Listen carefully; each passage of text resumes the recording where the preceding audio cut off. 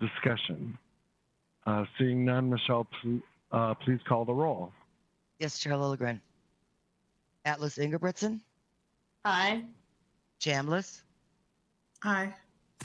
Cummings, Aye. Johnson. I see her hand up. Lee, Aye. Lilligren, Aye. Lindstrom, Aye.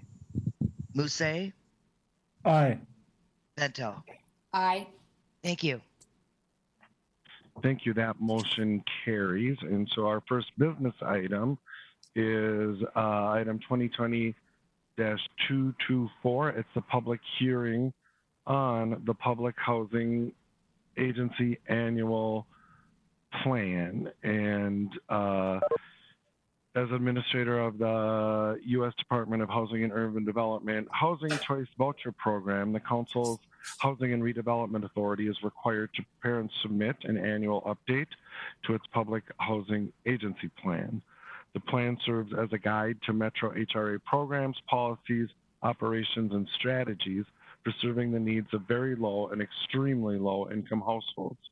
The plan is intended to be a convenient source of information for program participants, the federal government, and the general public. The PHA plan, Public Housing Authority plan, is the subject of this hearing. Due to COVID-19, the public hearing will occur virtually. We did not have any advance requests for anyone to speak at this hearing, and so Ms. Terry Smith, could you confirm whether any additional requests came in today, please? Thank you, Mr. Chair. No requests came in today for people to speak. Thank you, Terry. So this is the opportunity for the public to address. Is there anyone listening in that wanted to speak to this item? Anyone? Hearing none, I will close the public hearing. Public comments will be accepted through 4:30 p.m. August 31st to comment on the Public Housing Authority plan. Members of the public may write to the council at our address on Robert Street, 390 Robert Street, North St. Paul, Minnesota 55101. You can email the council at public.info@met.state.mn.us, or you can record a public comment on the public comment line at 651-602-1500, or for TTY at 651-291-0904. And Michelle, no other action is required on that item, right? It was just opening and closing the public hearing. Yes, you are correct. Thank you. So we'll move on to our second business item, which is 2020-225. It's a joint committee's item. It's the 2040 Comprehensive Plan and Comprehensive Sewer Plan for the City of Hopkins. And Michael Larson will present. Welcome, Mr. Larson. Thank you, Mr. Chair. Good afternoon, and good afternoon to all of committee members. Michael Larson, Senior Planner and Local Planning Assistance in the Community Development Division. Before you now is the review of the 2040 Comprehensive Plan for the City of Hopkins. Next slide, please. This map shows the location of existing regional systems within the City of Hopkins. Regional park system elements include the following regional trails: Lake Minnetonka LRT, 9 Mile Creek, Cedar Lake LRT, North Cedar Lake, and the Minnesota River Bluffs LRT regional trails. Regional highways include Trunk Highway 7 and US Highway 169. The majority of wastewater generated within the city is conveyed by 2 council interceptors with treatment at the Metropolitan Council's wastewater treatment plant in St. Paul. A smaller portion is conveyed through the city of Minnetonka, where the wastewater eventually reaches Council Interceptor 6801, after which it is treated, conveyed to and treated at the Blue Lake wastewater treatment plant in Shakopee. Next slide, please. Figure 2 from the staff report shown here identifies the city as urban center, community designation consistent with Thrive MSP 2040. Hopkins, as you probably know, is located in central Hennepin County and is surrounded by the communities of St. Louis Park, Edina, and Minnetonka. Next slide, please. The plan does include revised population and employment forecast, which council staff recommend and is based on recent and likely trends in the city. The forecast revision will be approved by the council simultaneously with action on the plan. The table shows that between 2020 and 2040, the council forecasts the city to grow by 1,700 people, 800 households, and 2,000 jobs. Next slide, please. Table 2 from the staff report shown here illustrates the planned residential density in the urban center areas of the city, which is the entire city. The overall density for guided residential land is expected to be between 48.6 and 108.2 units per acre. Communities with an urban center community designation under Thrive are expected to plan for forecasted population and household growth at an overall average minimum density of 20 units per acre for new development and redevelopment. And as you can see, the Hopkins plan is consistent with that policy. Next slide, please. The city's existing land use is shown here as it is on figure 3 of the staff report. This shows that the city is a fully developed community with only 2% undeveloped land. Approximately 47% of the city is residential. Another 16% is comprised of parks and recreation. And industrial uses represent 11% of the land. As a few of you, and maybe more, know that the city of Hopkins first developed as a small town along what is now the Canadian Pacific Railroad, serving as a market hub for local farmers and factory workers. Streetcars and highways later connected Hopkins to a growing region. The city's historic Main Street is actually the former alignment of Excelsior Boulevard and has been a focus of planning, including recent mixed-use development. Next slide, please. So the city's future land use map is also figure 4 in the staff report. The plan identifies potential change areas, primarily within the city's 3 future Metro Green Line station areas at Blake Road, downtown Hopkins, and Shady Oak Road. Given the relatively small size of the city, which is approximately 4 square miles, these station areas, as you can see, represent a very large portion of the area of the city identified for potential redevelopment. Each of the station areas has been the subject of detailed planning over many years, and the future land use guiding for this area includes mixed residential and commercial development or employment-related uses. The plan identifies, as I had mentioned before, development and redevelopment areas that exceed the urban center density policy minimums for the city as a whole, and for the station area requirement as well. Next slide, please. Consequently, the proposed findings for you today is that the plan conforms to Metropolitan system plans, is consistent with council policies with the proposed forecast revisions, and is compatible with the plans of adjacent local governmental units and affected jurisdictions. Next slide, please. The Hopkins Comprehensive Plan is due for review on August 25th before the Environment Committee, and then the full council on Wednesday, September 9th. Next slide, please. Proposed actions for you today are to authorize the City of Hopkins to place its 2040 Comprehensive Plan into effect, to revise the city's forecast upward as shown in Table 1 of the attached review record, and advise the city to, when available, provide the council the dates the 2 watershed districts approved the final local water management plan and the date the city adopted the final LWMP. And second, to implement the advisory comments in the review record for water supply. Next slide concludes my presentation. Happy to answer any questions about this review. Thank you, Mr. Larson. Any questions on that report? And if you have questions, please just speak up. I can't see everyone. Councilmember Cummings, do you have a question? I don't have a question, but I would be pleased to move approval. Great. Is there a second? Second by Lee. Thank you, Councilmember. And Mike, Mr. Larson, I did have one quick question, if I may, please. And just, it has to do with the difference in terminology between the land use classes since the last comprehensive plan. It looks like there's just a significant change in how Hopkins is naming land use classes. And I just wondered if you have any observations or if you know of any reasoning behind the change.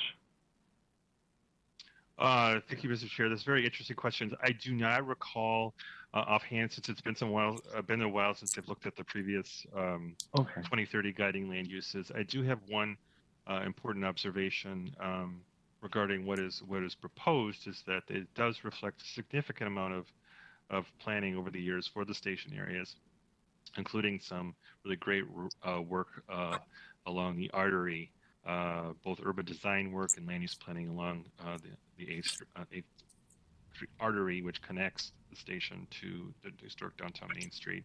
And the plan does represent a significant increase in residential densities, which is consistent with both regional policy and reflects market opportunity in the city. So I think really just a kind of a refinement related to regional policies is what I can offer. Thank you, Chair, Mr. Larson. Chair, Yeah. Chair, this is Councilmember Atlas Ingebretson. I'm just curious, Yeah. what were the things that you had that caught your eye?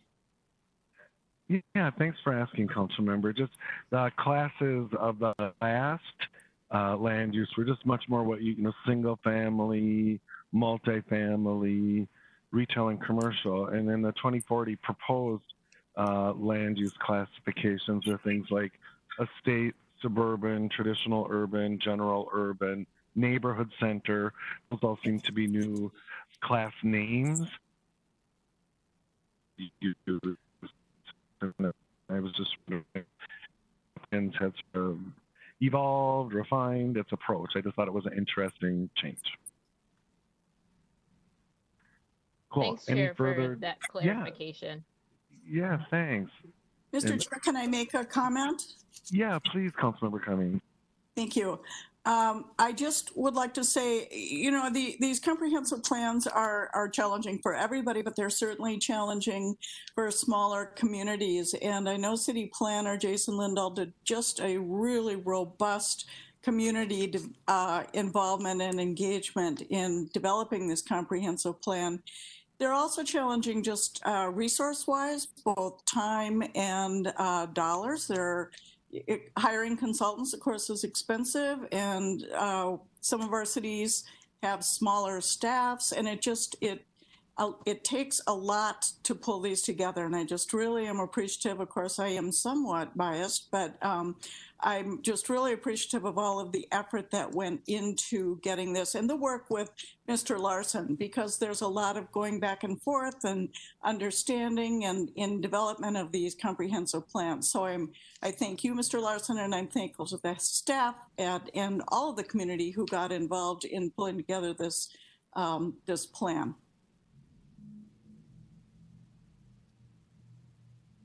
Chair, I do have a question when it's a good time.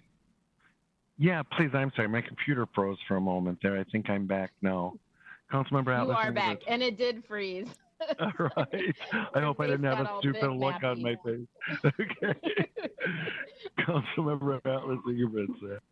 Thanks. That's why I don't share my video, because I've had some pretty bad ones. This is something I've noticed that's not unique to Hopkins at all, and this is why I asked that clarifying question around your statement. But one of the things that I've noticed as a trend through most of our comp plans, and especially when we look at the existing land use versus the planned land use, is a significant reduction in either naturally occurring or planned or undeveloped land. And this plan also has a fairly significant shift and it's kind of hard to track.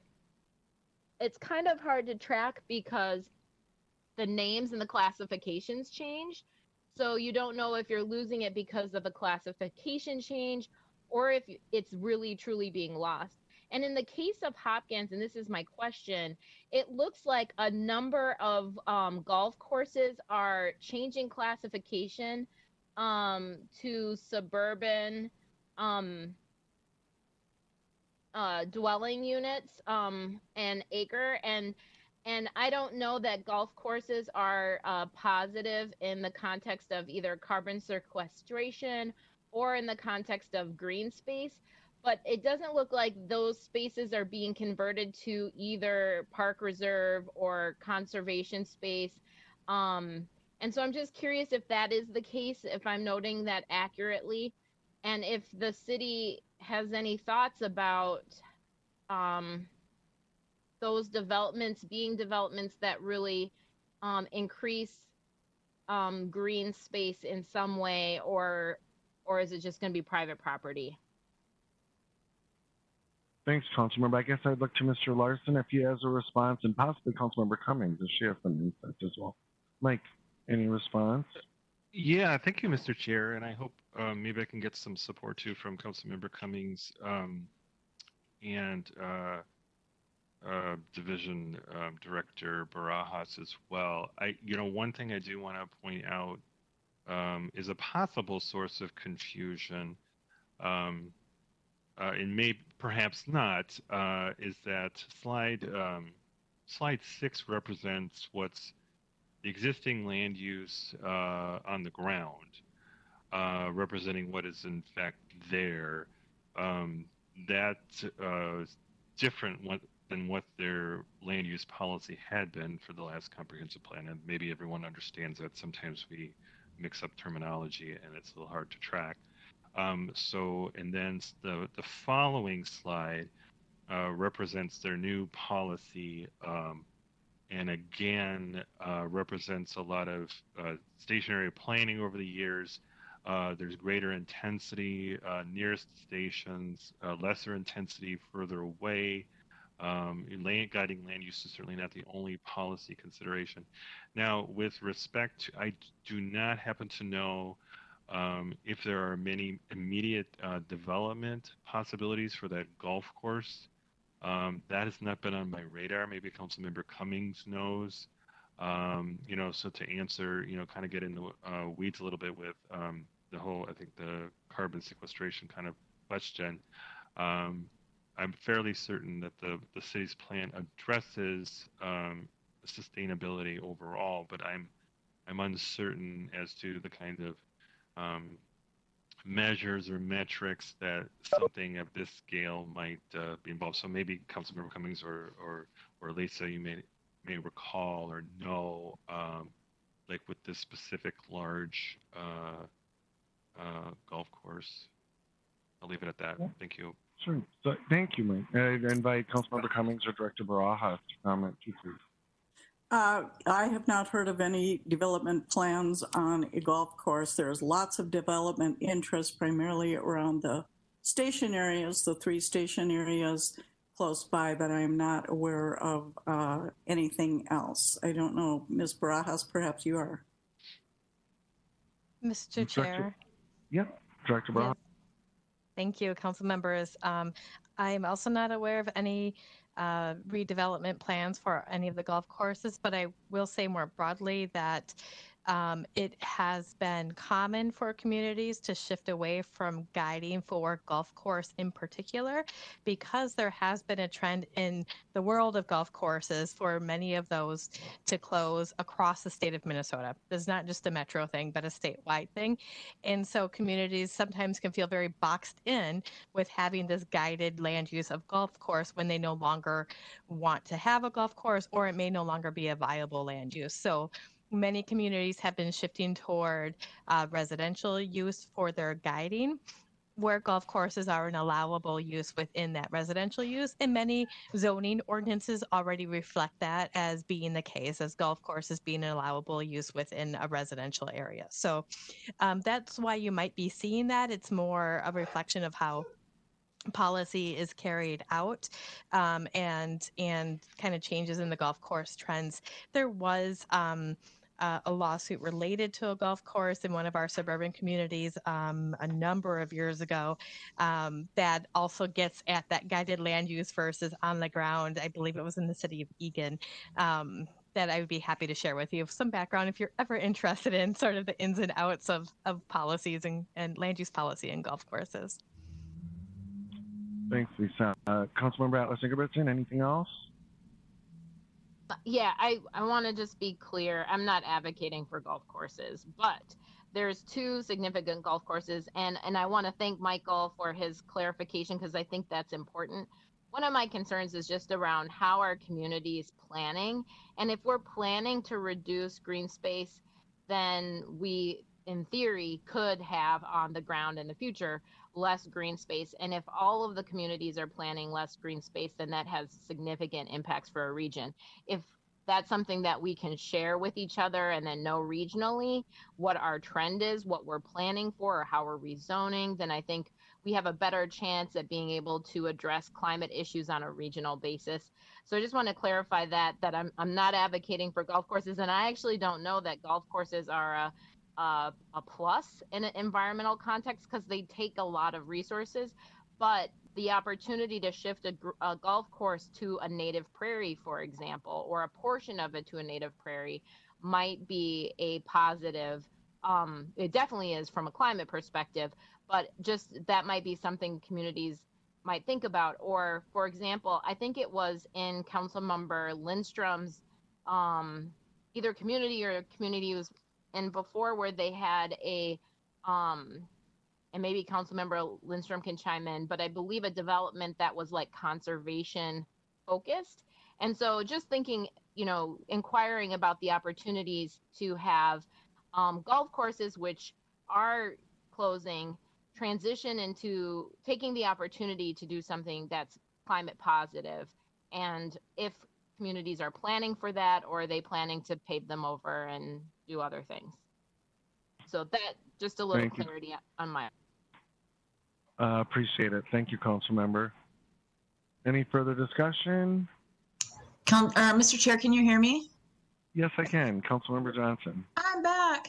Just briefly, and then of course I'll defer to Councilmember Lindstrom, but that is really a hot question, and it has been for many years about golf course guiding. So if it's a publicly owned golf course, it's a little bit easier because then the city or the county or the park district, whoever the entity is, has control of the land. They have the property rights that go with it. When they're privately owned, those property rights are conveyed to the current owners. And of course, as development continues to move out of the core cities into suburbia, the land starts to become very, very expensive.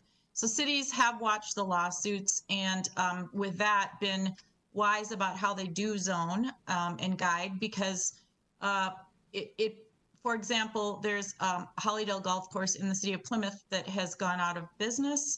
That was in my ward. And of course, when I was mayor, it was in the city. But right now it's about $40 million to buy it, I think. And so the community is having a big discussion about it. But at the same time, the city, through a public process, decided that it would not be able to locate public space there. But then it went ahead and got ahead of development and purchased space in other places to compensate for the day that open space was lost. So to your point, Councilmember Atlas Ingebrigtsen, it is really about planning in advance and kind of trying to hedge the bet on who owns the golf course, what might be their future plans, and if it is a significant piece of your open space or regionally, working within your own community or seeing what others are doing to get ahead and get out there and preserve green space. And I will say too, golf courses are great, right? But I will say throughout the years too, as we were working to, ban and limit phosphorus, work it within our watersheds, sometimes they were challenging too with the runoff, but I think they've gotten smarter at that too. I just thought I'd add that because I've literally had 20 years of history with a major golf course in my community, and it's at this very moment they're having all those discussions, and I am not part of it anymore. Thank you, Councilmember. Councilmember Lindstrom. I think it's almost all been said, Mr. Chair, but I'll just add on that the University of Minnesota, which is in my district, the University of Minnesota St. Paul campus, has a turf research center, which does some amazing work on this very subject of making golf courses as sustainable as they possibly can be. Because you're right, everybody is right. It is a mixed bag with golf courses. Thank you. Thank you, council member. Any further discussion on the motion? Further discussion? Seeing none, Mr. Larson has proposed a series of actions related to the City of Hopkins 2040 Comprehensive Plan, and we have a motion to approve. And Michelle, would you please call the roll? Yes, Chair Lilligren. Atlas Ingebrigtsen. Aye. Chambliss. Aye. Cummings. Aye. Johnson. Aye. Lee. Aye. Lindstrom. Aye. Musset. Aye. Bento. Aye. Lilligren. Aye. Thank you. Thank you, Michelle. That item is adopted, and we'll move on to business item 2020-215, a Park Acquisition Opportunity Fund grant for Lake Rebecca Park Reserve, the Three Rivers Park District, and Jessica Lee will present. Ms. Lee. Thank you, Chair and members. This is Jessica Lee, Senior Parks Planner. Can you hear me? Yes, we can. Thank you. I'm here to present business item 2020-215 Park Acquisition Opportunity Fund Grant for Lake Rebecca Park Reserve, the Auburn property for Three Rivers Park District. Next slide, please. Lake Rebecca Park Reserve is located on the western edge of Hennepin County near Rockford. Next slide, please. Lake Rebecca Park Reserve is known for its numerous wetlands, gently rolling big woods landscape, and Lake Rebecca itself, which is nearly 300 acres and offers public swimming, fishing, and boating. The reserve is also a popular home for the trumpeter swan, which was reintroduced to the area in 1966. Now over 5,000 trumpeters are established in Minnesota, and several hundred of them gather at the Rebecca Refuge each fall. Next slide, please. The Auburn's inholding will add 15 acres to the 2,500 acre park reserve. The property borders the Crow River, and this acquisition will help protect 850 feet of shoreline and 2 associated wetlands. The property currently contains a home from 1910 and an equestrian facility with structures dating back to the 1950s. These buildings will be removed so the site can be restored to its natural forested state. Next slide, please. The landowner has agreed to a purchase price of $720,000, which is 100% of the appraised value. The total acquisition cost is $970,000, and the total grant amount is $727,500. Next slide, please. Our rationale for recommendation is that this acquisition is consistent with the 2040 Regional Parks Policy Plan, State Fiscal Year 2021 Parks and Trails Legacy Fund appropriation requirements, the Lake Rebecca Park Reserve Master Plan, and Three Rivers Park District is within its $1.7 million per fiscal year limit for Parks and Trails Legacy Fund PUF funding. Next slide, please. Our recommendations today is to approve a grant of up to $727,500 to Three Rivers Park District for the 15.14 acre Auburn property located at 8680 Rebecca Park Trail in the city of Greenfield for Lake Rebecca Park Reserve. To authorize the Community Development Director to execute the grant agreement and restricted covenant on behalf of the Council, to consider reimbursing Three Rivers Park District up to $242,500 from its share of a future Regional Parks capital bonding program, and to inform Three Rivers Park District that the Council does not, under any circumstance, represent or guarantee that the Council will grant future reimbursement, and that expenditure of local funds never entitles a park agency to reimbursement. And with that, I'm happy to take questions.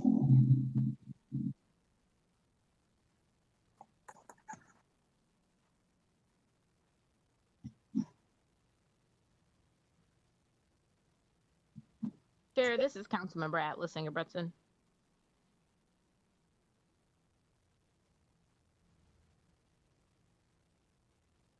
Did I lose you all?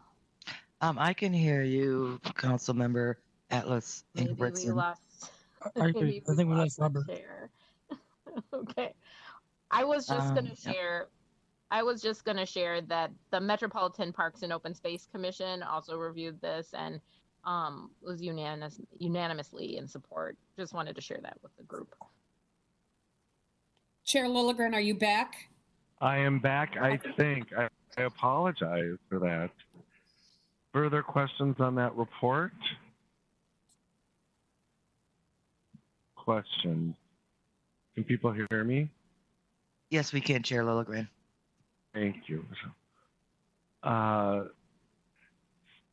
Hearing no further questions, Ms. Lee has recommended a series of actions related to this item, and I would entertain a motion to approve. Vento moves approval. Thank you, Councilmember. Is there a second? Johnson seconds. Thank you. Any discussion on the motion? Discussion on the motion? Hearing none, Michelle, please call the roll on the motion. Yes, Chair Lilligren. Atlas Ingebrigtsen, Aye. Chambliss, Aye. Cummings, Aye. Johnson, Aye. Lee, Aye.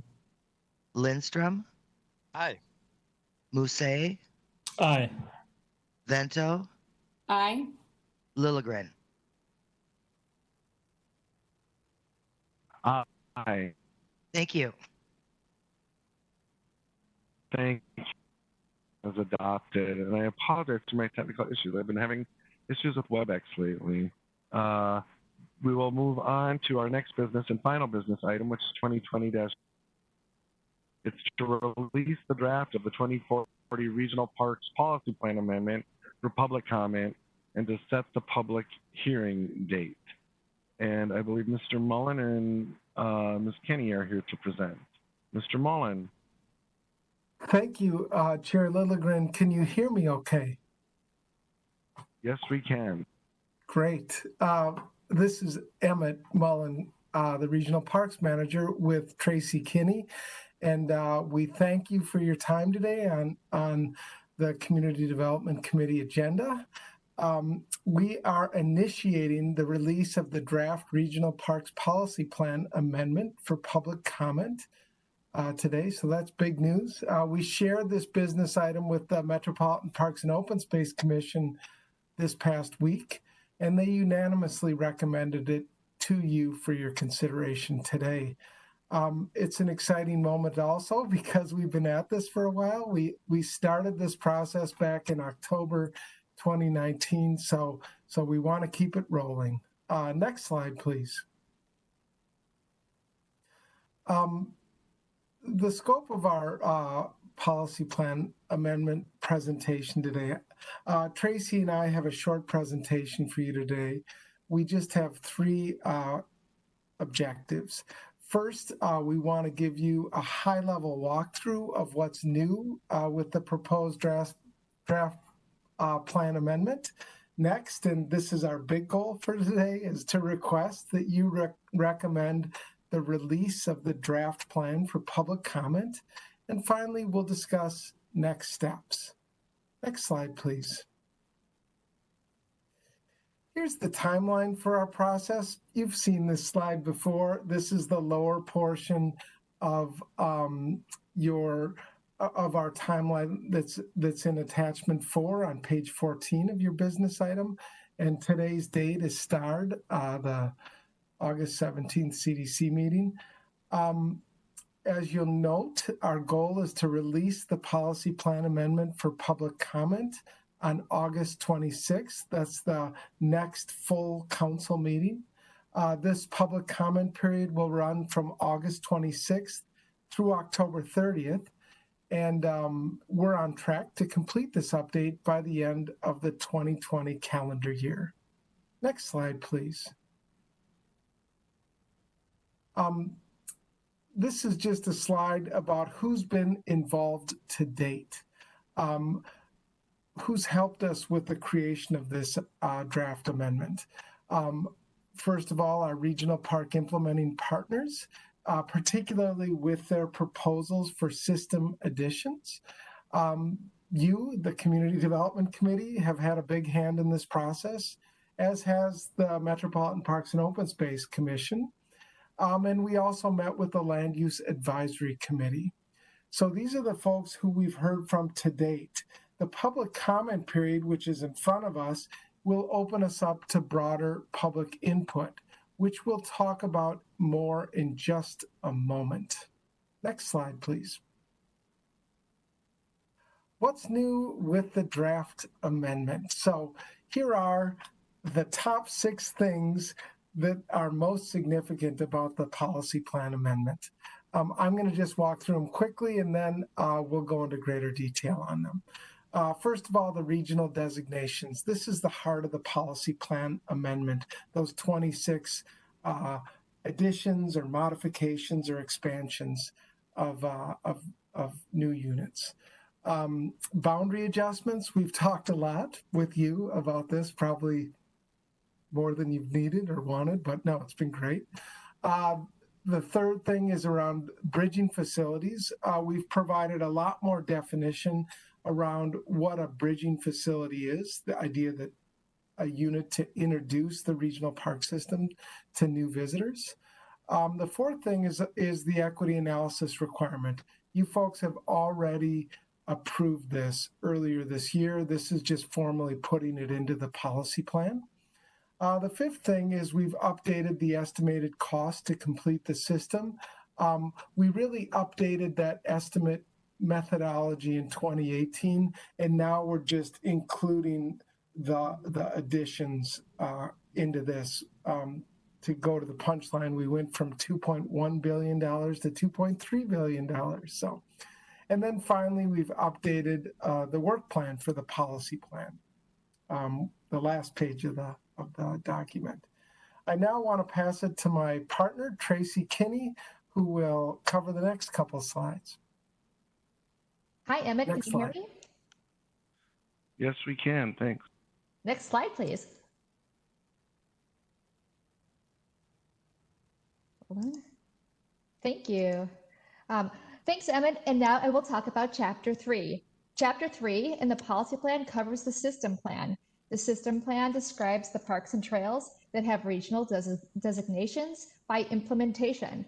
This includes the parks and trails that are existing and open to the public, planned and not open to the public, and search areas and boundary adjustments. The council convened an evaluation process in 2019. They engaged a variety of stakeholders, including CDC, and MPOSC, and the other stakeholders that Emmett just talked about, to add, modify, and expand the parks and trails to the regional park system. As a result of this process, 26 regional designations of system additions are recommended, including regional park search areas, regional trail search corridors, boundary adjustments, and a special recreation feature search area. The new designations show up in the draft amendment on pages 65 through 77.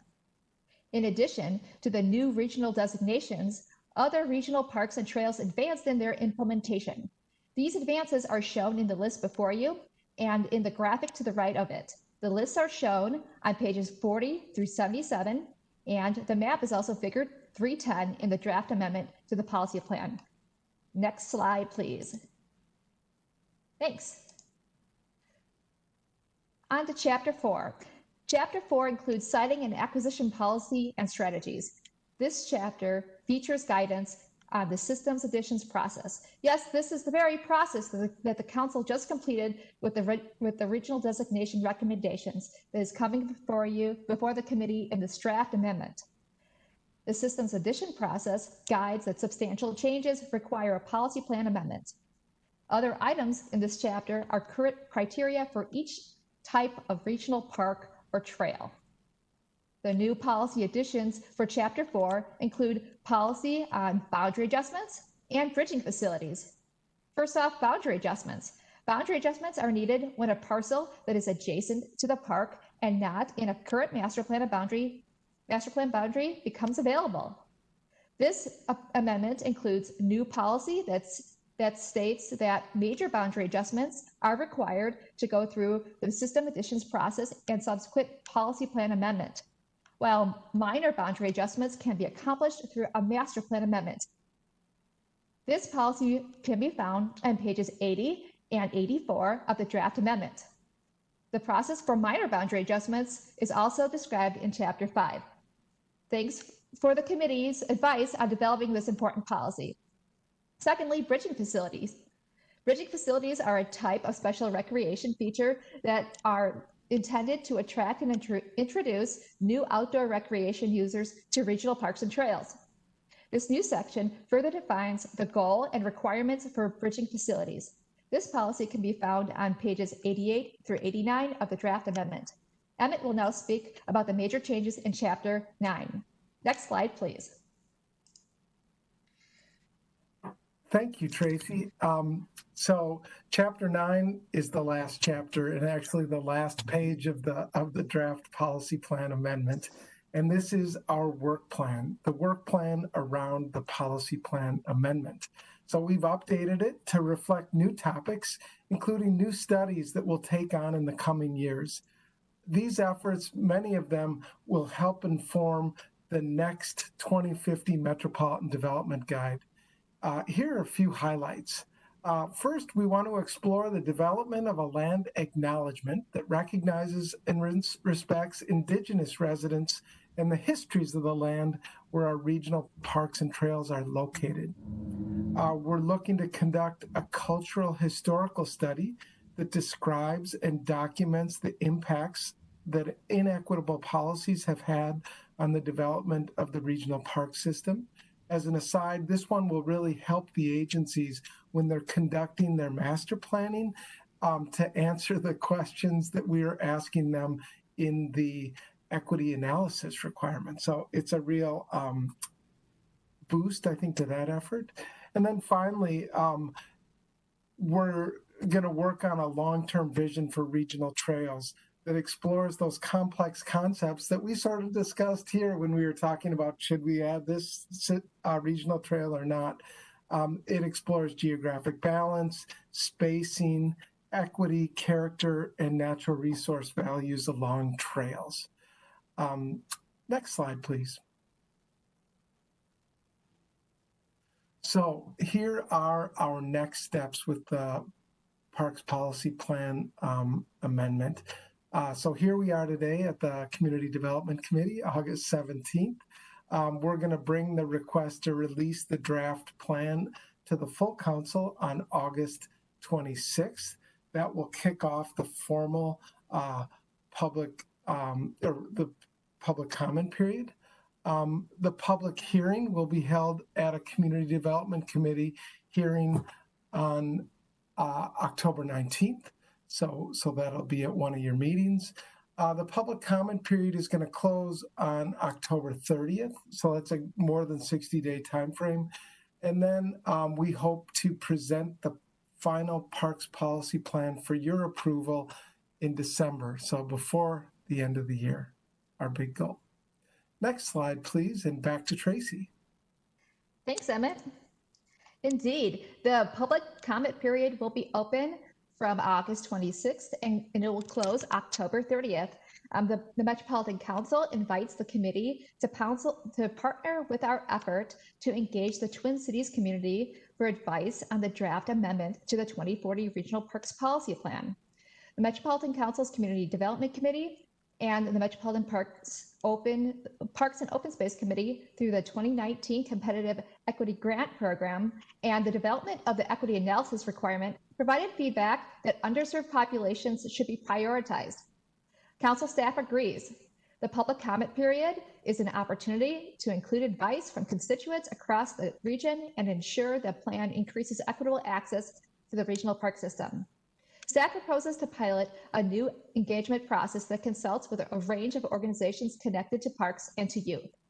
We also seek input from the broader public.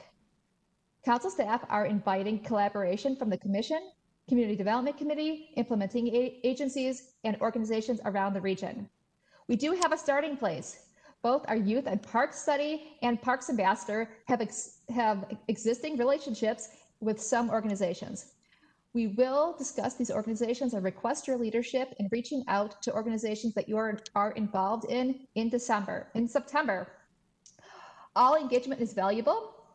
The range of approaches that you can take include sharing information through email, engaging your organization within its current activities, requesting an interactive web experience. The 4 areas of advice staff are looking for focus on the amendment, including the systems additions and the new Chapter 9 initiatives for 2021 and beyond. These areas of advice include growing the system, history, increasing equitable access, and climate resilience and natural resources. In September, we will be back with an information item detailing our next steps. In the interim, start thinking about youth serving or parks-related organizations that you are involved with and that would benefit from deeper engagement. Stay tuned for more information in September. Next slide, please. And with that, the proposed recommended action before you is that the Metropolitan Council release the 2020 draft amendment to the 2040 Regional Parks Policy Plan for public comment and to authorize a public comment period from August 26, 2020 to August 30th, 2020, including a public hearing to be conducted at 4 o'clock on Monday, October 19th, 2020 at the regularly scheduled Community Development Committee meeting. And with that, we're happy to take any questions. Thank you, Ms. Kinney. Mr. Mullen, thanks very much. Questions on that report, committee members? Chair, this is Councilmember Atlas Ingebretson. Please, Councilmember. Thank you. Just in my liaison role with the committee, I'll just share some of the thoughts. There's support, full support for the plan. A little flavor on our conversation was around engagement and working really collectively with the staff and in maybe innovative, hopefully innovative ways to make the engagement as plain language as possible. As you might experience sometimes working with with all of our things, but particularly parks and open space commission, some of the language can be quite specific to the field and not necessarily friendly for anyone to just engage with. So that's something I'm excited about, and the committee was as well, thinking about how do we introduce as much plain language as possible and really help bridge the gap. I think we talked about not seeing it as a success if only 2 people comment.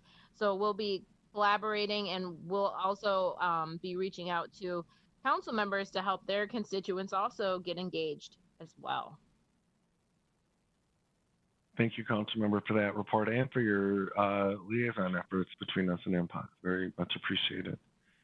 Other discussion on this report? Discussion? Questions? Seeing none, staff has proposed that we release the 2020 draft amendment of the 2040 Regional Parks Policy Plan and authorize the comment period until October 30th and to set the public hearing for October 19th. And I would entertain a motion to approve, please. Chambliss approves. Thank you, Councilmember. Is there a second? Seconded, Atlas Ingebretson. Thank you, council members.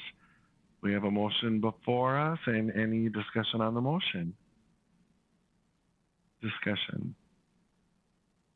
Seeing that, I really want to thank park staff for bringing this forward and for all the work that went into creating this, and much appreciated. And seeing no further discussion on the motion, Michelle, please call the roll. Yes, Chair Lilligren. Atlas Ingebretson. Aye. Chambliss. Aye. Cummings. Aye. Johnson. Aye. Lee. Aye. Lindstrom. Aye. Musse. Aye. Vento. Aye. Lilligren. Aye. Thank you. Thank you, Michelle. That motion carries, and we have dispensed with the business items on our agenda today. And we'll move on to our information item, which is the 2021 operating budget development. And Heather Agason-Hubner is here to present. Welcome, Heather. Good afternoon, Chair, Council members. Again, I'm Heather Augustin-Huebner, Finance Director. And it's always hard to follow Parks presentations. They always have the best pictures. So I can't compete with that, but hopefully we have some good discussion tonight. Next slide, please. So as a reminder, I was before you in July and we ran a little bit short of time, so we didn't get the opportunity to talk about targeted topics. So that's what I am here to talk about with you today. Next slide, please. So we know when we left in July that we really wanted to have some targeted conversations around HRA and Parks interest earnings.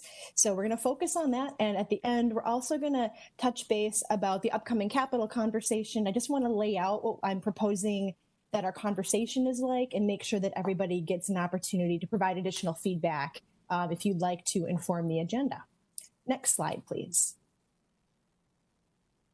So thanks again for your feedback during our last conversation and all the budget conversations. We're really trying to use your feedback to frame our budget development, our budget conversations, and I just welcome ongoing feedback of how to make these presentations more helpful. Just want to let you know again, I'm happy to sit down one-on-one with anybody to just walk through, because I know you're getting hit with a lot of budget presentations between committees and the full council, and I just want to make sure that we're giving you all the details that you need to understand and then act on the budget. We are continuing to look ahead. 2020 is not the normal year, and I know that's an understatement. We're just keeping, as we're doing our budget development, we continue to keep a really close look on our forecasts of our revenue and expenses. We're looking at whatever forecasts are coming out of the state, and we are looking forward to your upcoming conversations about targeted budget initiatives. And that would be that $3.9 million that Marie Henderson talked about last Wednesday at the council meeting. Next slide, please. So with that kind of loose setup, let's transition into the HRA. Next slide, please. So before we get into some of the budget details, I just wanted to share a bit about our HRA families. So we know that our average family is about 2.9 people. Their income is about $18,000. 44% of the households have a wage income, and about 49% of the households are elderly or disabled. So basically, if a household is able to work, they are. 52% of the households have children, and 68% of households have a person of color as the head of household. The average tenant rent share is $420, and the average HRA rent share, which would be the council's budget portion, is about $810 right now, and we're really going to focus on that number a bit later. Next slide, please. So our Metro HRA budget has a structural deficit.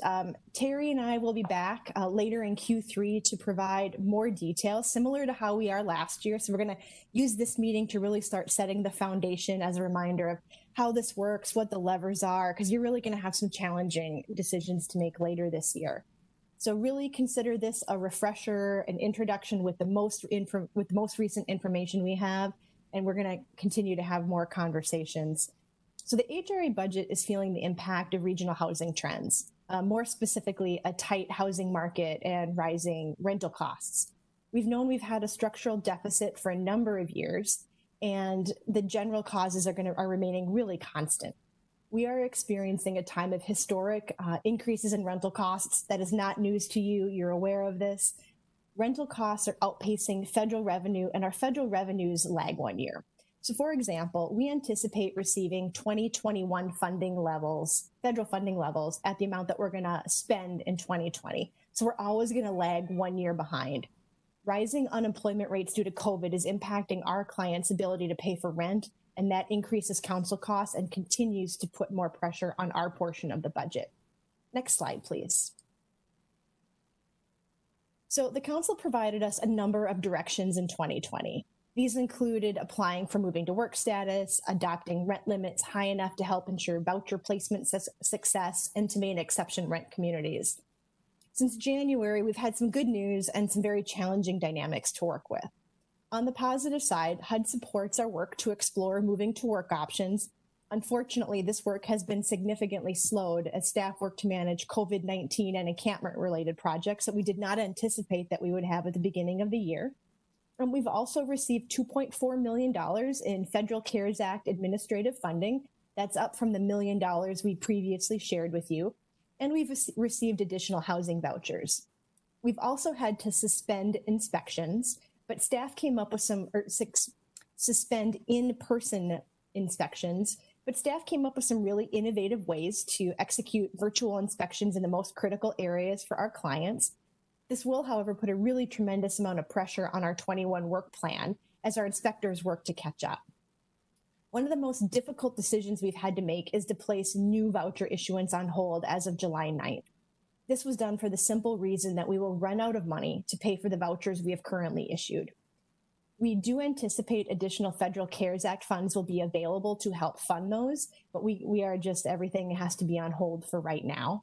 Just as a reminder, it is not an option to invest local or state funds in this program. The fact that we've put our voucher issuance on hold right now does not impact voucher holders that have an existing voucher. So the chart in your bottom left is really what's been happening to our income change work since COVID. We've experienced a 16% increase in income changes from March 1 through July 15th compared to last year during the same period.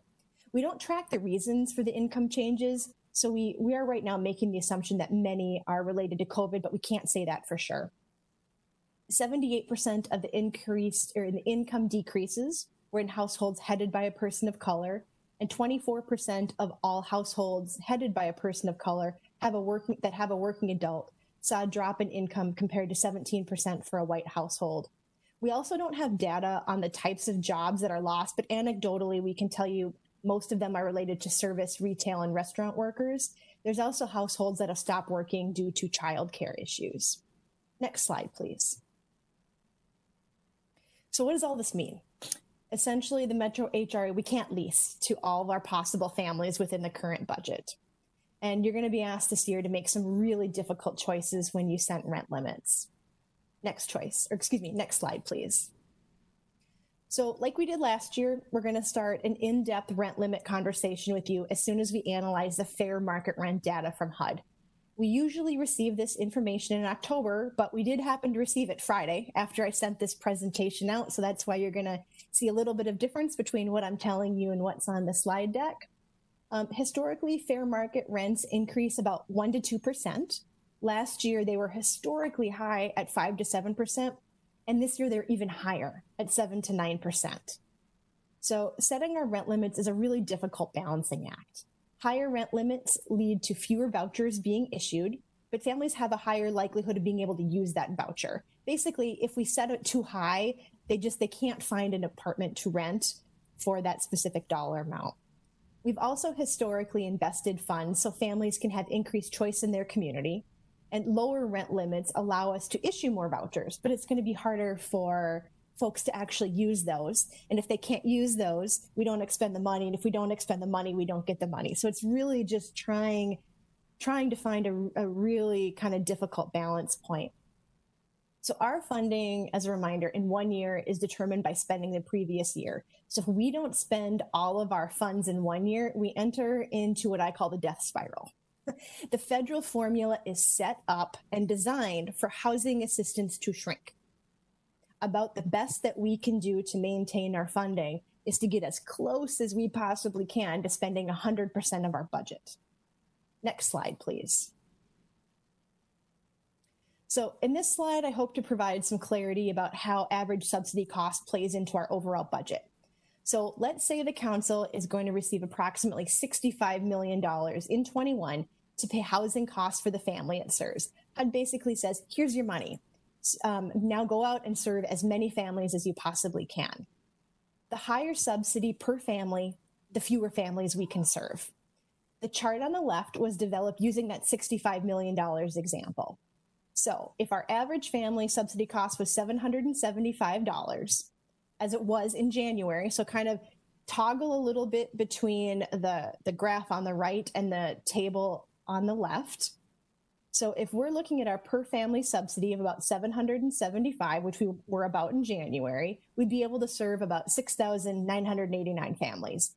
If our average per family subsidy went up to $800, as it did in April, we could serve 6,671 families, and so on. So if you look at it, I mean, if you just want a rough rule of thumb, about a $25 increase in per family subsidy costs, it reduces the families we can serve by about 200. And the more our families lose jobs, the higher our average per family subsidy goes up and the less families that we can serve. Next slide, please.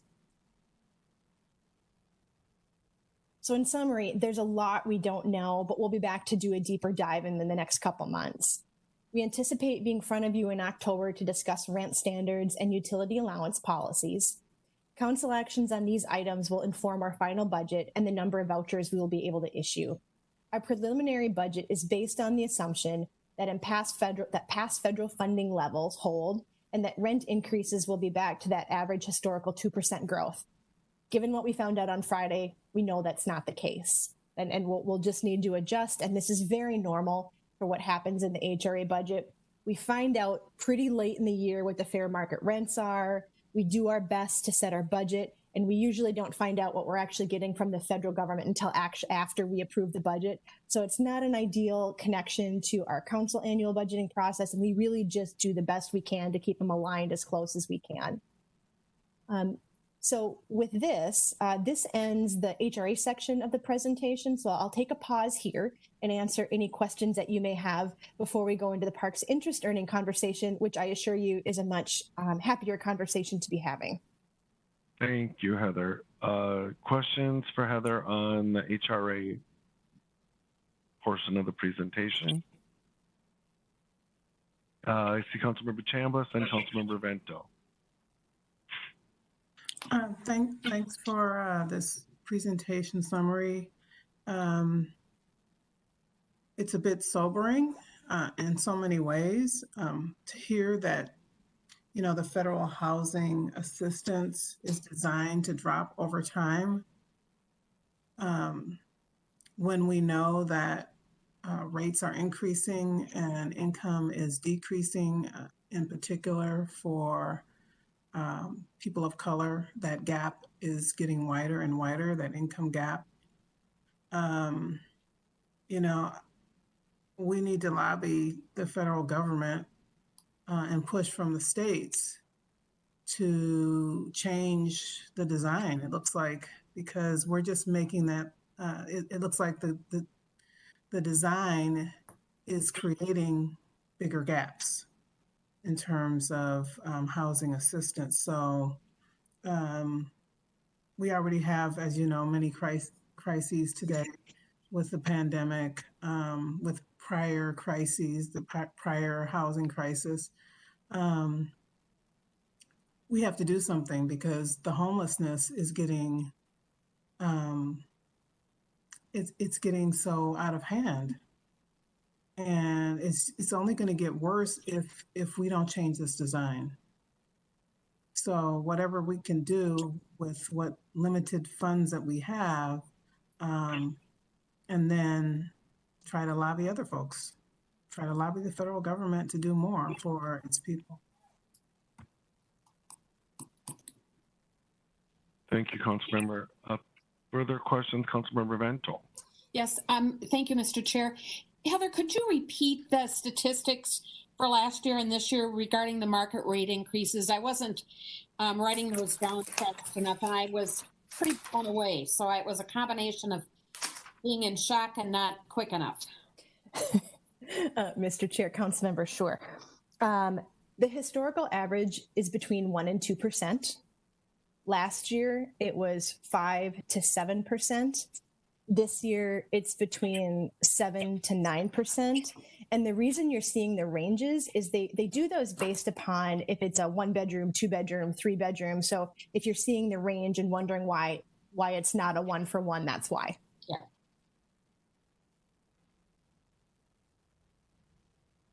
Thank you, Councilmember.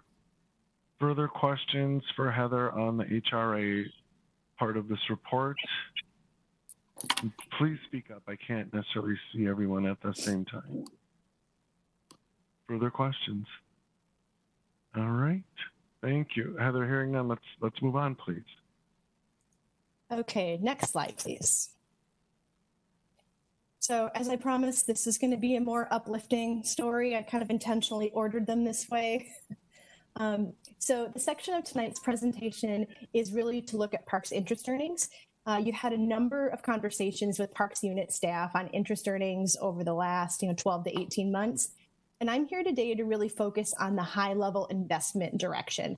I'm hoping to come away with tonight's meeting with some direction on how you'd like us to budget funds in the 2021 budget. And then Parks unit program staff will be back to talk about the details of how that would happen.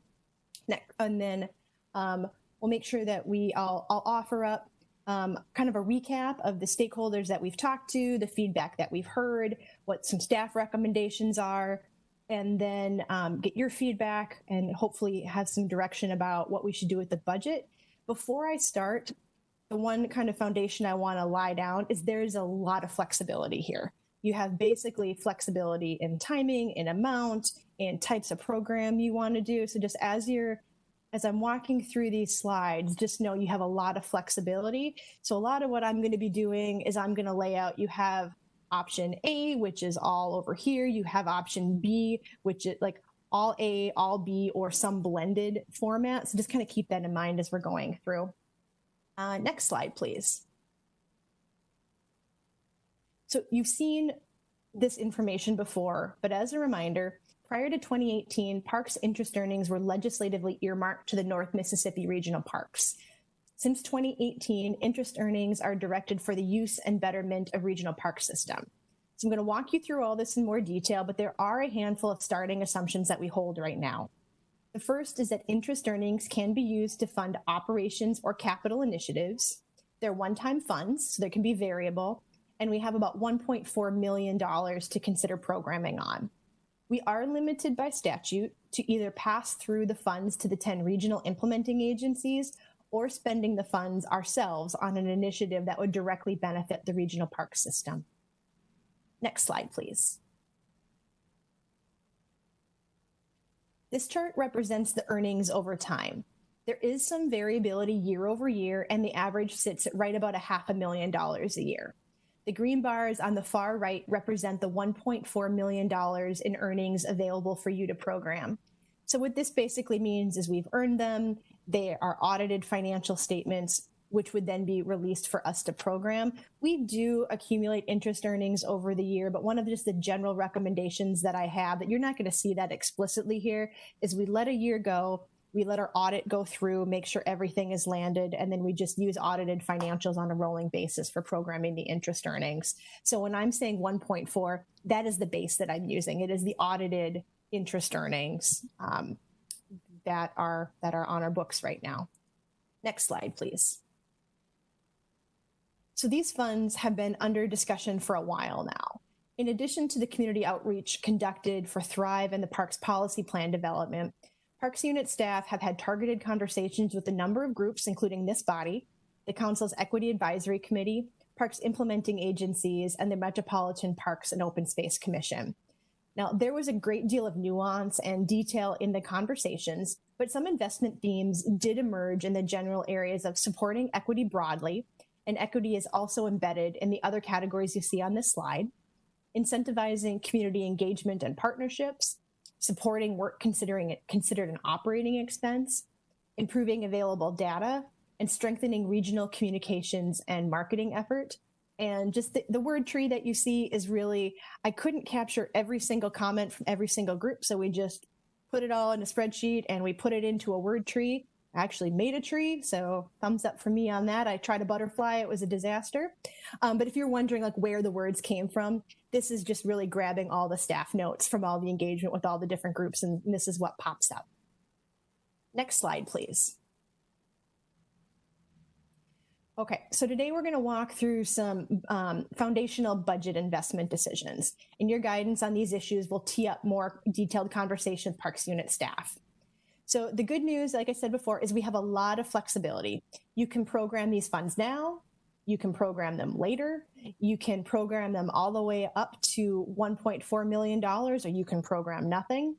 And we can also program them in operating and capital or using a competitive or formulaic approach. So how this is going to work is Emmett fondly calls this the button game. So What this chart is really trying to represent is all of your options kind of laid out in that all one, all nothing, or some blended rate. I'll walk through each of them individual. I'll give you the staff discussion, and then at the end, we'll bring this up and you can help push the buttons about how you want us to invest the funds. So next slide, please. Okay, so the first of the slides I want to walk you through is the types of projects and work supported. You can program the funds to operating, capital projects, or a blended approach. So long story short, the system needs both operating and capital investment. So it's a really safe investment to know that that the needs in both the operating side and the capital side far outweigh the amount that we have to program right now.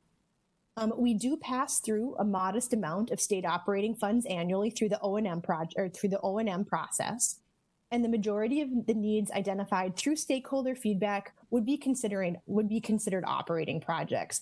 Now I'll tell you, we didn't vet each and every single project, but anecdotally, as we were reviewing the notes and listening to all the conversations, nearly all of the project needs that we heard, I would say, pretty solidly fell into the operating budget. Next slide, please. Funds can be allocated by formula, by a competitive process, or by some combination of the two. So each approach is going to have different benefits and challenges. I'm going to say these out loud, although I'm sure intuitively you understand what these are anyway. So a competitive approach provides you an opportunity to prioritize how the funds are used through eligibility and scoring criteria, similar to the Parks Equity Program or the Livable Communities Grant programs. Competitive programs are more time sensitive to administer, both from a staff perspective and by any scoring committee that may be established, which would likely involve council members, community members, however that group is brought together. We're also going to have winners and losers, and only some parks implementing agencies would be funded. At the other end of the dial, we could distribute the funds according to either an established formula or a new formula. This would be predictable, all agencies could benefit, and it would be simple to administer, but the council is going to lose some ability to prioritize where those dollars are going. Next slide, please. So council staff has looked at 3 models of investment. The most conservative programs, no reserves, to the most aggressive, programming of all reserves. An aggressive approach would allow you to make the maximum investment, but does limit future investment. Reserves are typically held for a rainy day, and COVID is putting a lot of financial pressure on all things, so now may be the rainy day. A more conservative approach allows you to invest some and preserve some funding to invest in smaller pilot projects or potentially save multiple years of interest earnings for one really large future investment. Next slide, please. So budget timing is really flexible.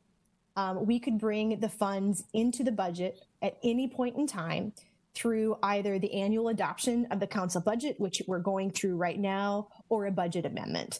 So from a timing perspective, we can basically do this anytime the council is doing a regular budget amendment.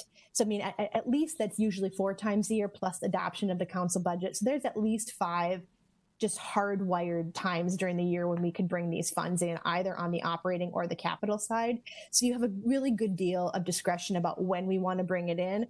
Just the one note I'll make is, if we're planning to bring it in 2020, there's all the programming conversations to have on the back side of that. So that's one of those pieces that we'll have to figure out is how quickly those programming specific conversations could happen with the parks unit. Next slide, please. Okay, so given this, staff have a couple options we wanted to put forth to your feedback.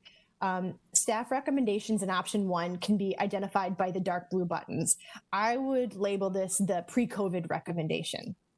So option 1 is really designed, again, for pre-COVID world.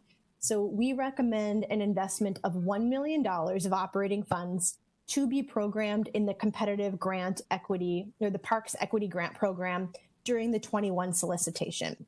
This represents an investment of about 75% of the funds available.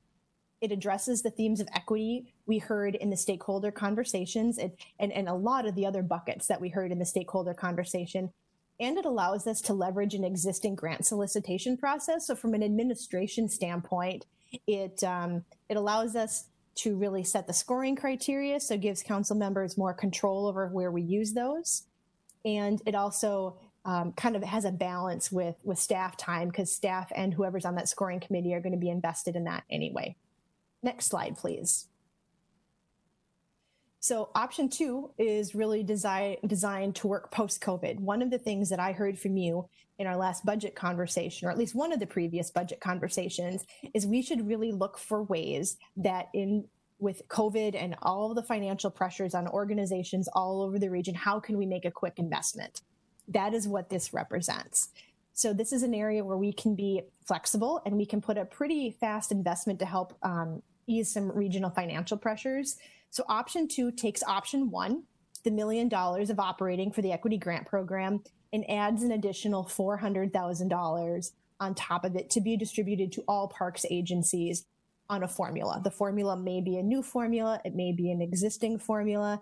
I also want to be real transparent. When you break apart $400,000 to 10 implementing agencies, it is not a huge amount of money, but this does represent, about 75% of the funds going through a competitive process and about a quarter through a formula. Next slide, please. So we're back here to the chart talking about the foundational budget decisions for your discussion. So my general hope is that today leads us to some general guidance of how we should program funds into the 21 budget so that we can then start transitioning to that programming phase of work. And those conversations would be led by Parks Unit staff and would come before community development at a future meeting. So with that, I will pause here and welcome any feedback or comments you may have.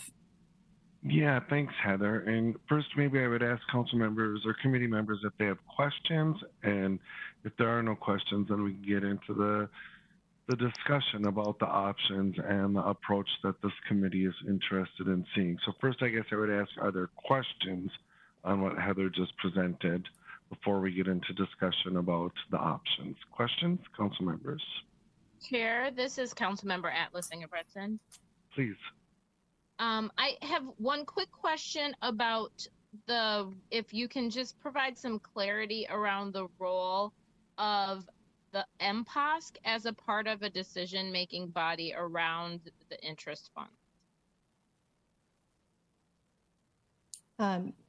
Chair, council members, we have been to MPOSC to have conversations, and we will be going back to MPOSC as a consultative step along the way for, I'll give an example of using the example of going with the equity grant program. The equity grant program scoring criteria and general information all went through MPOSC as part of routine routing of council decisions related to parks funding. And I'm not sure if that answered your question. I'm happy to take another stab at it if that wasn't. I'm asking our work with MPOSC as it relates to Metropolitan Parks and Open Space Commission and statute talks about us making decisions in partnership with them. And so I just want to make sure that information is clear for council members, clarity about how the conversation we have today will be looped in with the conversation we're having with MPOSC to provide for a decision, again, with the full council as well. Thank you, council member. Other questions for Heather before we get into a discussion about options or our approach? Councilmember Chambliss. Yeah, I want to ask a dumb question. So I'm looking at option 1 and option 2, the pre and post COVID, seeing that the total programming amount is dropped by 1 million in post COVID. Am I seeing that correctly?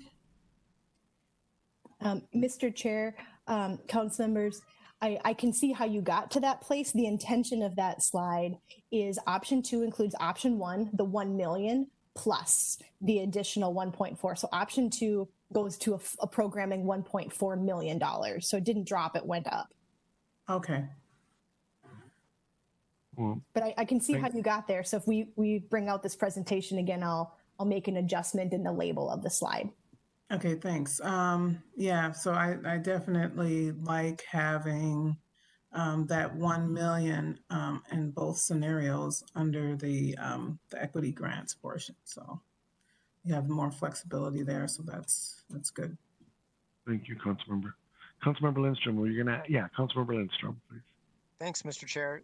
Just to be clear, the when we did do the consultation with the EAC and the implementing agencies and others, they were not given these options. These options are brand new to us. Is that correct? Or were they presented these options? And did they weigh in on them? Mr. Chair, council members, no, the first time we are bringing this forward is to you. Although I will say these recommendations were developed based upon the feedback, the pretty consistent feedback that we got from all of the agencies that there was outreach with. I'm just curious, Mr. Chair, if I could. What is your sense of, say, the implementing agencies? What would be their preference? Would it be their preference to have a quick infusion of funds or something else? Heather, please. Mr. Chair, council members, I am going to phone a friend here and I'm going to ask Emmett to pop up because he was in the room with it. I have been part of some of the conversations with the implementing agencies, but not all of the conversations with the implementing agencies. So I think Emmett could probably give a much more well-rounded answer to that than I could. Chair and council members, I'm Emmett Mullen. Thanks for the question, Council Member Lindstrom. Good question. In talking with regional park implementing agencies, they had probably the widest variety of ideas for using interest earnings, anywhere from using it for the equity grant program, as Council Member Chambliss just suggested, to putting it out in a funding formula that would go directly to them, through like the bonding program formula or the legacy program formula, or through equal divisions of that. I think that all those ideas were there. There was also a suggestion from the implementing agencies to use it to rehabilitate existing facilities. That was an idea. We've talked about using it for accessibility issues. So lots of really good ideas. Thanks, Emmett. This is Councilmember Atlas Ingebrigtsen. Yep, Councilmember, and then Councilmember Johnson. Atlas Ingebrigtsen, please. Thank you. I wanted to also just represent, I pulled out my notes from the last MPOSC meeting where we had a robust conversation about interest earnings. This is a conversation that MPOSC has been looking forward to for a very long time. These funds were identified first for North Mississippi Regional Park. The spirit and impetus of that was to provide access to under-invested in communities. The conversation at MPOSC went back to saying, let's maintain the intent of the funds. They were designated for North Minneapolis, the regional park that was managed by Three Rivers, but a part of Minneapolis Park and Rec Board. It's now been taken back over and is managed and I'm not sure owns the right word, but held by Minneapolis Park and Rec Board.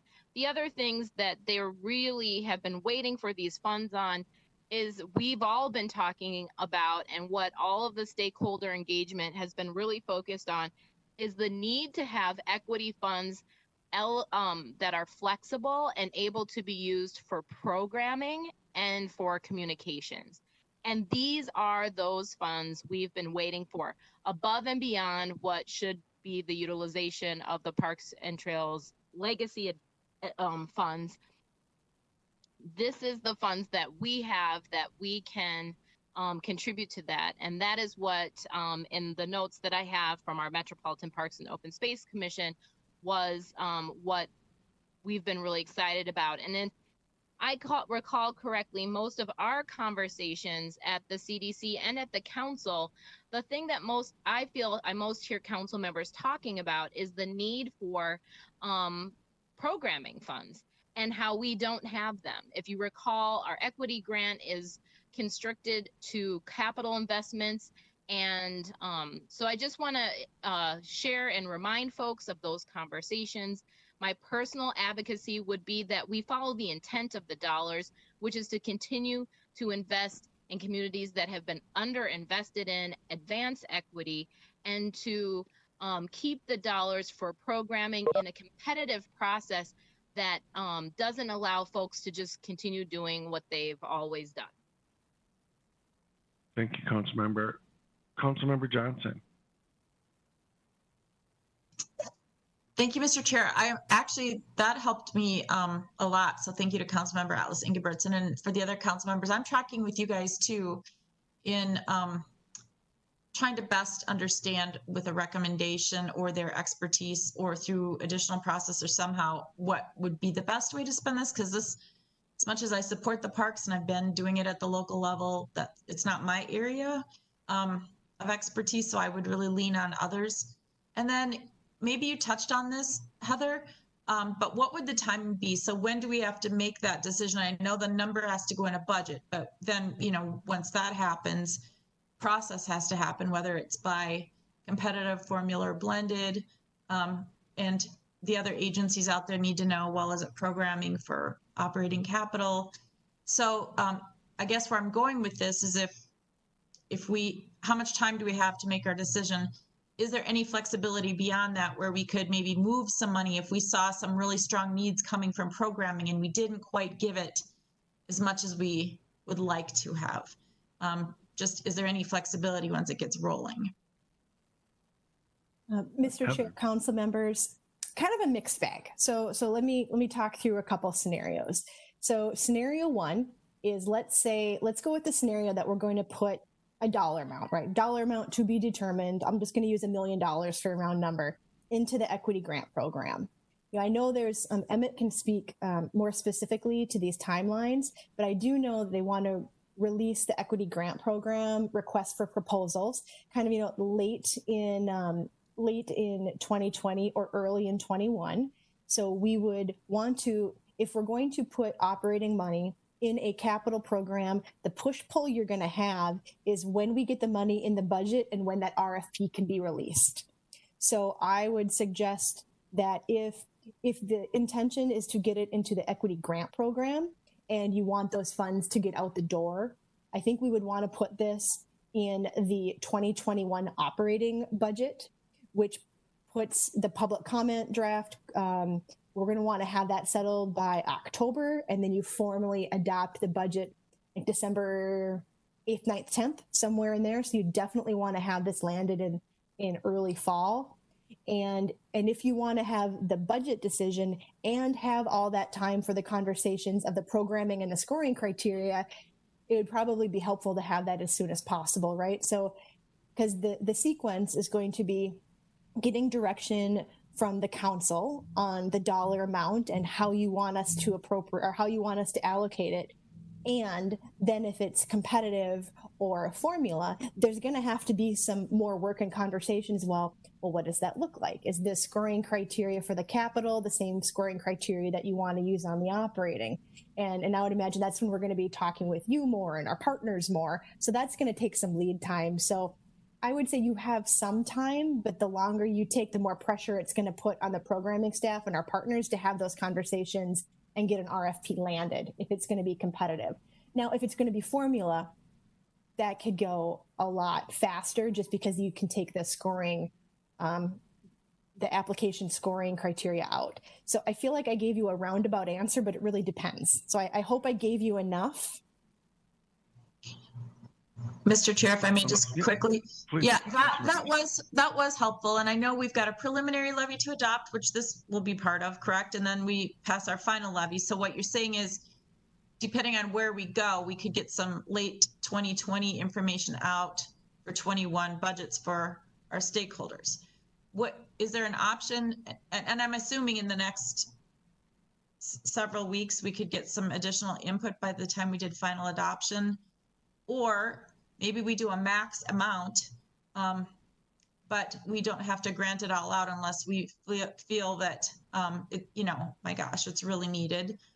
So and maybe a not to exceed amount, but I don't know. I'm just, again, I'm rambling, so I'll be quiet, but I'm just trying to find that sweet spot that we can get something moving forward, still have some process so that we can really figure out where to best apply the money, whether it's through the equity program or elsewhere, and not back ourselves or our partners into a corner and going, shoot, we missed. And Mr. Chair, committee members, if I may add one other option that I didn't do is, the other option, if we wanted to just send a very clear investment signal, is we do have an operating budget amendment coming up, I think September 23rd. So if you wanted to act really, really quickly and you're like, yep, we are recommending that we program the magic number in the operating budget, that would give budget certainty to the program. That we're going to put and invest $1 million or $1.4 million or $500,000, and we're going to get it into our authorized budget. That really will then free up staff to have those conversations. And we absolutely would not issue the grants without, all of the normal checks and balances, but having the budget in there would really allow us to send a strong signal to our partners of, listen, we've made this commitment. It's here. We have some details to work through. But then the budget process won't hold up the programming piece of it, which I think is really going to be the more complicated and nuanced conversation here. Thanks, Heather. That's really helpful. I think that leads up to my question, or maybe it doesn't, but I think it does. In the option 2 that you presented, it looked like a quarter of the funds, I think it was 400,000, actually looked like they were being programmed in 2020. And so it seems like with the approach that you just talked about, that's a possibility. We could, separate from the 2021 budgeting process, we could program some of these funds sooner than the budget's approved. Is that what you were getting at on that, in that option? Yeah, Mr. Chair, council members, what that was really intended to say is, if we have a formula approach, we can bring money in through a budget amendment and get the money out the door. Right, we could do that really quickly. Okay. So that's why the formula piece, we could really get the money into implementing agency hands yet in 2020. I see. And just from a kind of a pragmatic perspective, we probably couldn't get the money in the budget and have all the right decisions to get the right RFP out and review applications. Like, just from being kind of practical, we probably couldn't get money out the door until 21. But we could still adopt the money into the budget at any point that you direct us to. There's really a lot of flexibility. Thank you. That's clear. So if committee members don't have more questions, now I guess I would ask that we sort of move into giving our positions and to helping give some direction to Heather and staff about our interest. And I guess maybe I'll just go first. And just kind of going back to what Councilmember Atlas Ingebrigtsen said, I'm very much aligned with that. I feel that if we're trying to get people into our parks who aren't in them now, it is a question of programming. If it's the spirit of the earlier allocation of these funds, getting sort of underserved communities into parks. And I feel that a competitive over formula, I prefer that because it gives us more of an opportunity to direct where those funds are going in consultation with MPOSC and our other partners. And for me, and Councilmember Wolf isn't here, and so I don't at all try to speak for her, but it seems like it's a more level playing field, and that whatever level of regional park you have in your part of the metro area in your district, you can design applications in a competitive environment to access these funds. And so I feel like it would be a little more geographically balanced as well if we emphasize competitive over formula. So that's my 2 cents. Other committee members? I see a thumbs up from Councilmember Johnson. Thank you. I'll go Councilmember Chambliss, Councilmember Lindstrom, Councilmember Vento. Councilmember Chambliss. I don't know if I'm going to have a detailed preference other than to say that I want to fund to provide the most flexibility as possible with the equity grants being limited to capital only versus programming. I would be in favor of focusing in on putting more of the money towards some of the funding programming options. And however we need to do that for 2020 and 2021, that's what I'd be in favor of. And I definitely also would like, to go in the direction that MIMPOSC has reviewed, studied, and also planned for. And definitely in favor of giving opportunities to those communities that have not, and also giving an opportunity to some of the local park boards to collaborate and have a chance to participate, because there's not always that opportunity. Thank you, Councilmember. Councilmember Lindstrom. Thanks, Mr. Chair. I'll just second the notion of allocating the funds towards more of a programmatic aspect of it. I've heard the same thing. Councilmember Atlas Ingebrigtsen, as you have. I'm particularly thinking about the conversations I believe both of us have had, and perhaps others, with the Bicycle Alliance of Minnesota about this topic about the need for programming dollars. And one thing on that note that interests me is we just heard about bridging facilities, and how these facilities are, I believe the words were something along the lines of like prototypes for new ideas around equity. And wouldn't it make sense to have a competitive process to fund communication materials or communication outreach or some sort of programming around these new bridging facilities? So I support allocating for programming, communications in a competitive manner. Great. Thank you, Councilmember. Councilmember Vento? Thank you, Mr. Chair. I just want to concur with your thoughts. I like the flexibility and I like the programming. And although I haven't heard from the Bicycle Alliance per se, I have talked with folks who are avid bicyclists and would concur with that whole programming piece. So kudos. Thank you, Councilmember. Other council members want to weigh in? This is Councilmember Atlas Ingebrigtsen. Please. And so I definitely, from a perspective of a vote at this table, I don't actually have a vote at MPOSC. I'm a liaison, so it's a bit different. I would love for these dollars to be restricted to programming and communications expenses only, and competitively, for the reasons that you mentioned, Chair. And I would also like to be explicit about the use for advancing equity in access and use. Thank you. Thank you, Councilmember. Any other council members?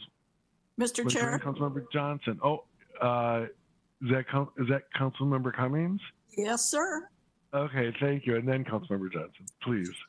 Briefly, I also like the money directed primarily toward programming, and I like the competitive process, as I think it gives us a clearer way of carrying out the what the priorities are of this particular council and gives us the ultimate flexibility and innovation and new thinking and things like that. So I would be for that. And I think it's been well expressed. So thank you. Thank you, Councilmember. Councilmember Johnson. Thank you, Mr. Chair. You guys are really smart people. So that's great. Thank you. And the only thing maybe we could do is, I agree, completely programmatic, but maybe we just say too that there could be available, and we'd specify an up to amount for a bit of capital in the event it's really essential to what they're trying to do. In addition to programming dollars, I don't know if that would be the case. So certainly capital wouldn't be the primary, but should there need to be a capital expense to go along and make the whole thing really work properly, whatever that might be, I don't want something like that to prevent a program from being robust, you know, if they just don't have it in their own capital budget or can't put the money together. Thank you. Other input from council members? Heather, are you, oh, Councilmember Chambliss. I just wanted to say thanks to Councilmember Johnson for bringing that up. I would not be opposed to having a certain portion be available for capital as well. Thank you. Anyone else? Chair, this is Heather, are you, yep, oh. Please, Councilmember. Thank you. I just, one thing I would just, and I realize we're just sharing our opinions, and that's great. I just really would encourage council members to, I think one of the things we're hearing so strongly is that our implementing agencies are really great at capital and maintenance. That's really where the culture of these agencies have lied. And we're hearing it from all walks of life that there's just been a real, because that's where the culture of these organizations have lied in their infrastructure, what they're built for, that's what they do. And so I really like to encourage us to have a dedicated space for programming and programming innovation.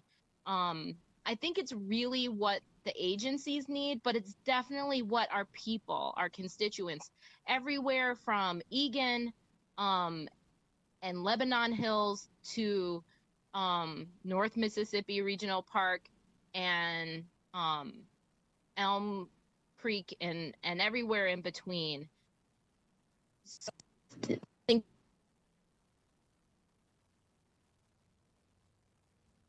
Thank you, Councilmember. One more thing. Mr. Chair, you know, and I just want to raise this too, because as we've talked in various other ways here in discussion about parks, but you know, the transit piece that needs to be solved to help get people to the parks with even great programming. So I don't know how we weave that in through Metro Transit, or I know it's, the funding is just so hard right now. Everything is critically difficult, but we keep hearing that, you know, again, that bridging or people getting to the parks are, you know, I just want to make sure if there's a way our own funds can be additive to this program. That's all. It's great to have a program, but again, if we can marry Metro Transit some way in this, that'd be cool. Thank you, Councilmember. It's great to have money to spend. Any other council members? Council members. Heather, did you get what you needed from this conversation? I got 75% of the way there. So here. That's pretty good. No. So I mean, I think the other part is going to come to. So I'm hearing operating, I'm hearing competitive, and I'm hearing equity. So what I'm just parroting this back. So what I'm hearing is we should be programming the money into the competitive equity grant program. What I'm less certain about is the level of investment that you want to make. I didn't hear anybody throwing out numbers. So if I could get some general guidance on that piece, that would be really helpful. You can program anywhere from 0 to 1.4 million and assume we'll likely, you know, if history tells we should be getting about $500,000 a year to invest long term. Now it's volatile, so I might be coming to you next year, and it is not. But history tells us it'll be about $500,000 a year. Great. So if anyone has investment, like specific dollar amounts or targets that you're looking for, that would be really helpful. Council members, dollar amounts, please. Councilmember Chambliss. Yeah, since we have a set amount of money that we're dealing with, why not look at it in terms of percentages? So for example, if we wanted to put 85% in funding, fund programming, and 15% towards, equity grants. And maybe I don't have the right pieces of the pie, but that's kind of what I'm thinking about. Kind of put that out there. And Mr. Chair, may I add one little piece of information that may help round it out? I'm kind of previewing the next conversation we're going to have on the capital side, but we will also be talking about the equity grant program, and there is existing capital resources budgeted. So one of the things that we could do too is we could program whatever the dollar amount is, and we could when we start talking about the criteria of the equity grant program and you really start digging into that with the parks unit staff, there's nothing to say that at that point in time, if the council really lands on, well, we really think we want to move more to operating or more to capital, you'll still be able to have the flexibility to do that. And we can just make sure we can set it up in a way that if you want to adjust the operating, this 1.4 is flexible for operating and capital, so we can make that go. The other bucket of capital is static, like that we can't change. But this week we could change later if the council wanted to. Thank you, Heather, for that explanation. So what I was hearing Councilmember Chambliss say was 85 plus 15. So I think Councilmember Chambliss, was your intent to say program up to 1.4, which is what we have available? Yeah, that's what we have available. Yeah. So I was saying if you take 85% of the 1.4, then that could be used for programming. But it sounds like we could also modify the equity grants programming so that more of that is tailored towards programming than currently. So if we're going to just focusing in on the amount, then I guess I would be looking at option 2. Thank you, Reva. Other direction on an amount for Heather?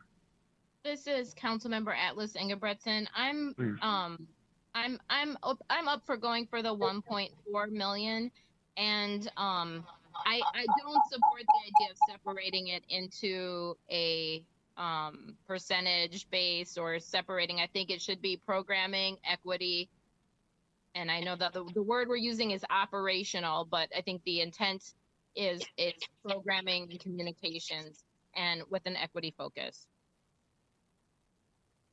Thank you, Councilmember. Other input on amount, Councilmember Chambliss. Okay, the key is the amount. So I'd just like to ask Councilmember Atlas Engebretson to repeat. I think you said the 1.4 million from option 1. That wasn't clear to me. Councilmember Atlas Engebretson. The 1.4. Yep. And maybe the other question Allison's asking is the program timing, and I'm okay with getting it in the budget so we can get it going as soon as possible. Thank you. Other council members, guidance on the amount. Councilmember Chambliss?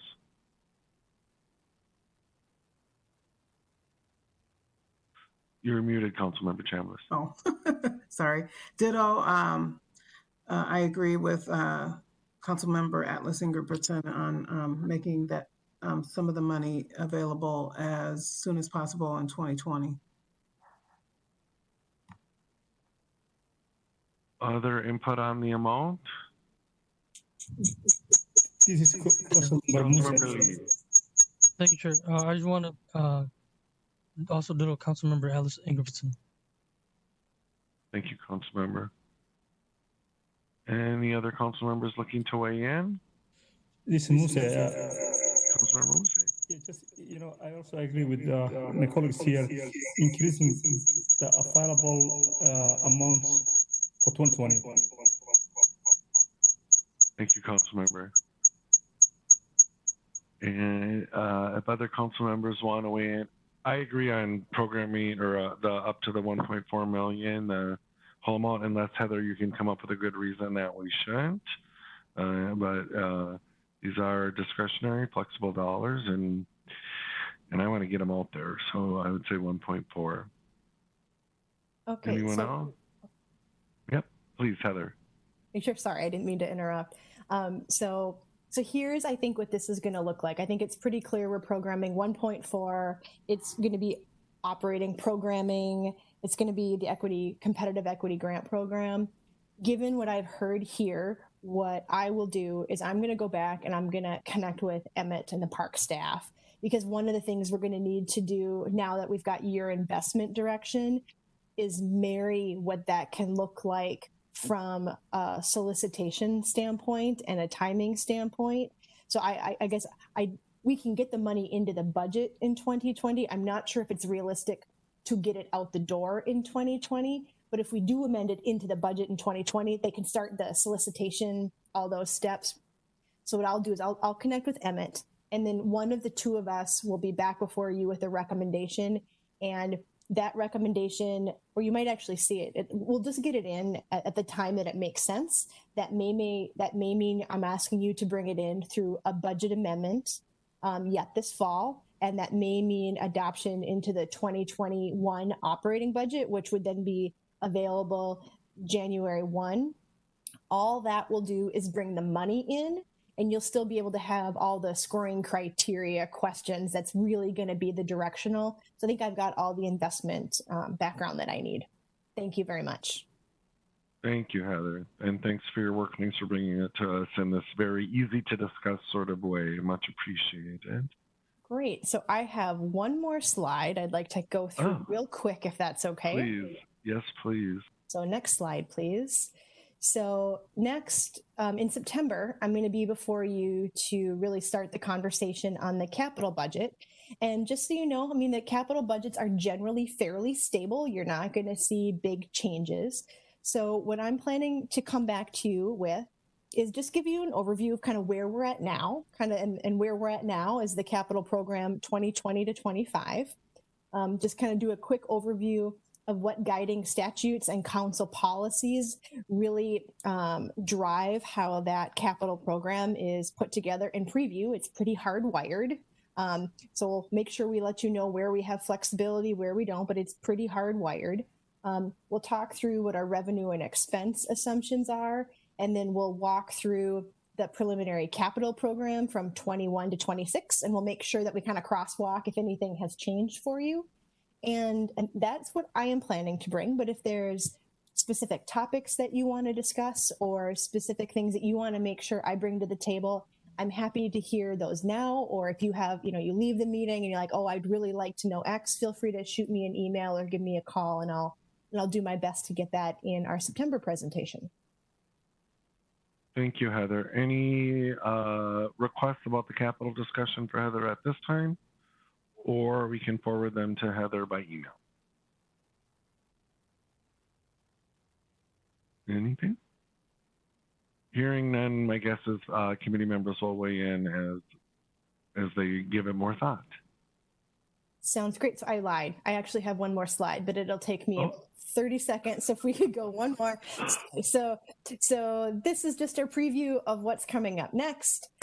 We'll come to you in September with the capital, and in Q4, everything in red, CDC. So this is a lot of your work really happens in September, October, November, as we really dig deep into the HRA. So those are big discussions that are going to be coming up. And then, as when I talked to you about the operating program, one of the biggest budget decisions you have is our annual work plan. So we'll be starting that conversation with you in Q4 and carry that on and finish it into Q1 21. And with that, I officially am done now, unless you have any questions that you have for me. Thank you so much, Heather. Any questions? Committee members' questions?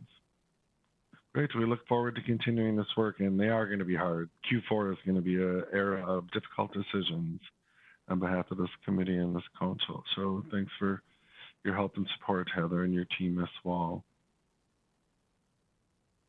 Committee members, Director Barajas, anything else for this meeting? Mr. Chair, I don't have any other items for today. Thank you. Thank you. Michelle, anything business related?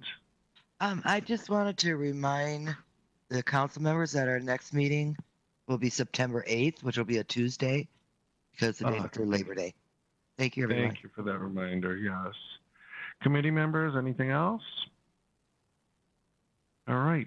Seeing no further business before this committee, we're adjourned. Thank you, everyone. Thank you. Have a good week.